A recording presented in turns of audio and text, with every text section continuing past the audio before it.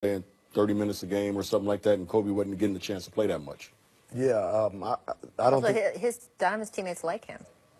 Well, Kobe's teammates liked him his rookie year. Byron? I was there his rookie year. I loved him. I still do. No. And by the way, that's not a shot. My point is that I remember having long talks with Kobe his rookie year. He felt he was so young. Everyone else was going on without him. People would go out without him. Right. And they gave him a hard time. And by the way, I know a lot of it's in fun, but he internalized that and felt like the older guys, they were doing it in fun. I think he felt at times that he was getting picked on a little bit. It was probably a little bit of both. Probably a little Donovan bit of both, Mitchell yeah. is being treated differently by the vets on his team. Right. I should clarify that. That's what I meant by that Okay, comment. I got you. It's a kinder, gentler NBA now.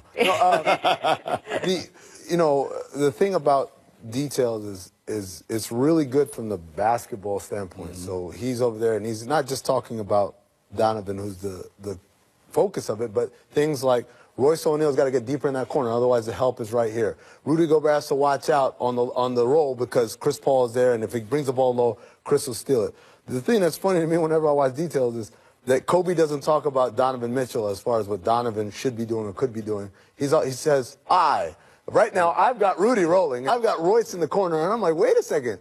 You were on the couch just like me watching. What is this You weren't playing. You've been retired. I think that's part of the concept of the show is that he's sort of kind of putting himself in the mind of the shooter as only someone like Kobe Bryant could. It's a really interesting show. The basketball analysis is very good. It's really good, and it does give you great insight into how one of the greatest basketball players thinks. So it's pretty cool. He thinks about himself. Markelle Fultz, #1 overall pick, has not played in 3 straight playoff games. Brett Brown asked why he's playing T.J. McConnell over Fultz.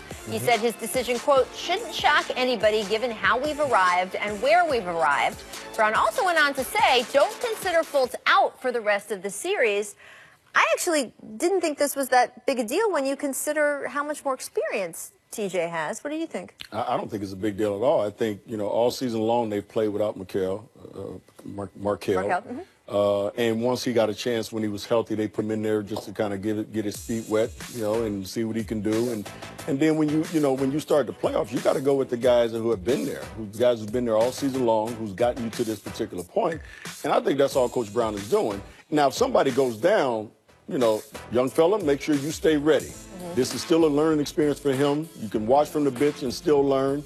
And you're going to be a big part of this organization's future. There's no doubt about it. They wouldn't have made the trade if they didn't think so. So, right now as a rookie, he just got to learn that, hey, his time is going to come. But as a coach, I have no problem with what Coach Brown is doing because, again, he's going with the guys that he trusts, that have gotten him there, that have been playing all season long. And listen, how can you argue with him?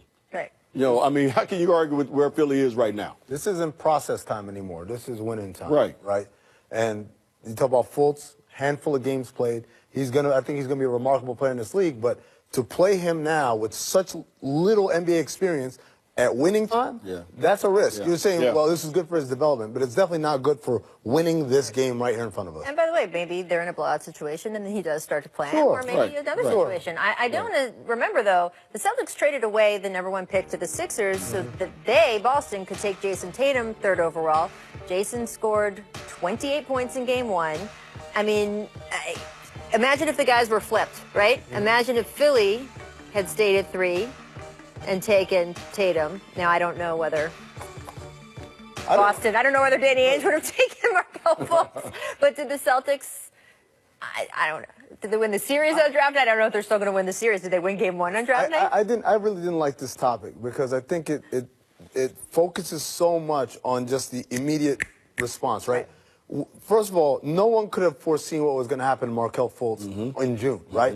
By October, that he would have a shoulder injury, an arm injury, and then on top of that, perhaps a mental block.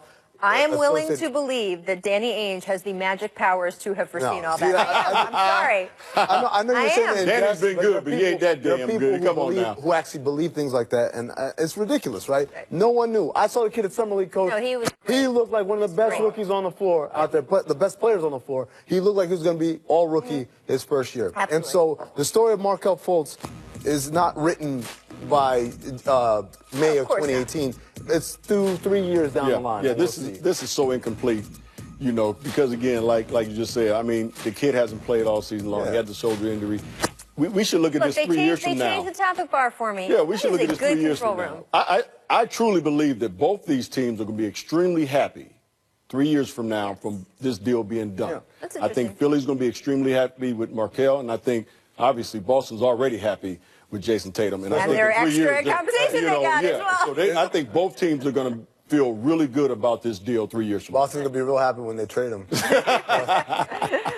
Coming up, Scottie Pippen giving us the cheat code for stopping James Harden. A little defensive expertise. Okay. You don't want to miss Scottie would this. know. But first, here is our second distant replay from this date, 1989, featuring 1989. I love this clip.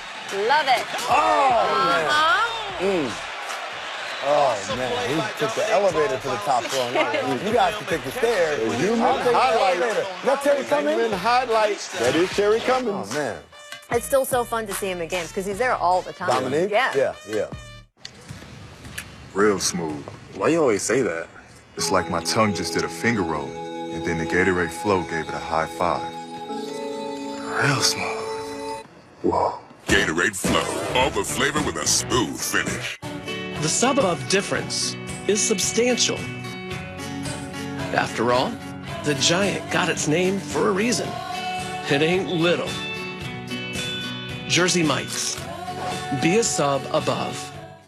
It's Ace's biggest grill event of the year. The best time to buy a grill from our exclusive lineup of premium brands. Plus, come join us this Saturday at our Neighborhood Barbecue Fest. Enjoy great grilling demonstrations and more at your local Ace. Ace has the latest models from Weber, Traeger, and more. And right now, get free assembly, free delivery.